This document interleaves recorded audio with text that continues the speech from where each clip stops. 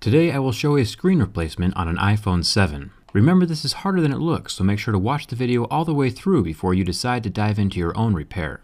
As always, you attempt this project at your own risk. Turn off the phone, and at the bottom of the screen there are two pentalobe screws, the same ones Apple always uses. Since there is copious amounts of adhesive under the screen, I found it easier to use a thin metal pry tool instead of a suction cup, slipping it between the metal frame of the phone and the plastic frame of the screen, then gently twisting the tool to pry up on the screen, in a controlled way. There are a few ribbon cables along the right side of the phone that are extremely fragile, so do not put any stress on them whatsoever. A little bit of heat will help soften the screen adhesive, so if you're struggling, bust out your mom's hairdryer and warm the screen up. The trick is releasing that top edge of the screen enough that you can untuck it from the top edge of the metal frame. That's what's holding it in place. The adhesive you see stretching isn't structural, it is only for keeping water out. Your phone will not be water resistant anymore after replacing the screen, but a cracked screen isn't water resistant either. After releasing that top edge, the phone unfolds like a book, and you can see those incredibly fragile ribbon cables I was talking about earlier. This metal plate protects the connections to the main board. It is held down by four Y-shaped screws called a tri-point,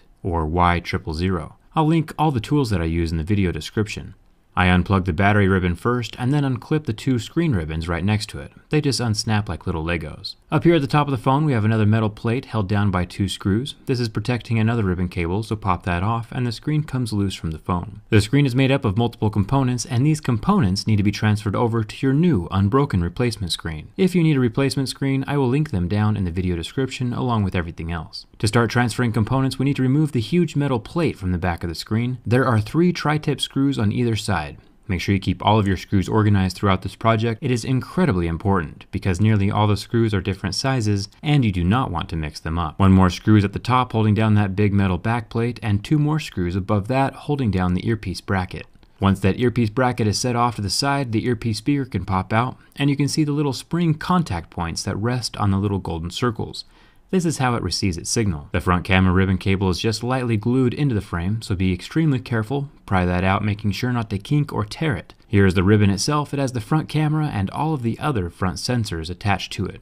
Onto the home button. I'm going to explain a few more things about this little guy at the end of the video, so stick around for that. There are a total of 4 screws holding it in place. Remember, keep them organized. The home button bracket can then be removed, and then the metal back plate itself can lift off. It has a little bit of adhesive holding it down to the ribbon cables, and even if your old screen is broken to bits, it is still a good idea to go slow while removing this, so you don't break anything new. And I'll just reiterate, the ribbon cables are extremely fragile. They can tear like paper. Now that the big back metal plate is off, the home button, or touchpad, can be removed by unclipping the little Lego-like connection and then dropping it out of the hole in front of the screen. Now I grab the new replacement screen and I start installing the original components on the screen that isn't broken.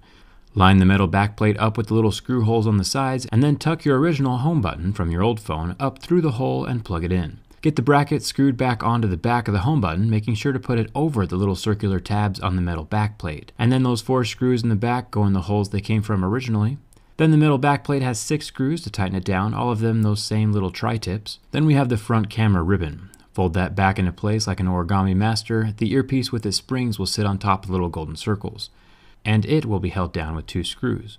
Then the top bracket will go on top of the earpiece with its own 2 screws. Now to reconnect the screen. The funky looking ribbon cable at the top clips in like a little Lego, and then the bottom 2 ribbons plug in next to the battery connection. Remember, these ribbons are like paper, so do not kink or rip them.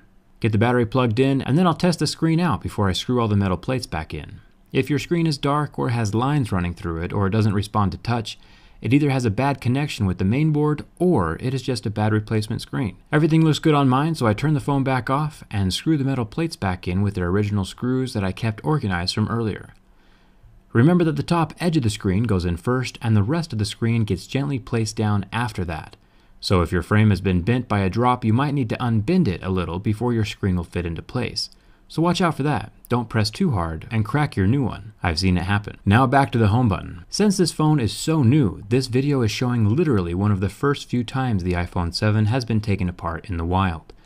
After reading online, several other people are complaining that their home button does no longer function when attached to a replacement screen.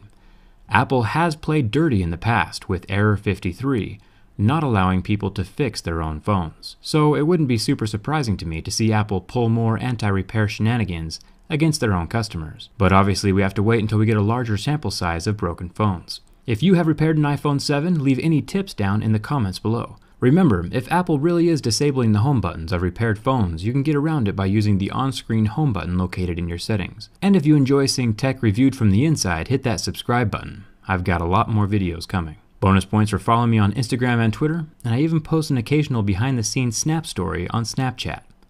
Thanks a ton for watching. Hope to see you around.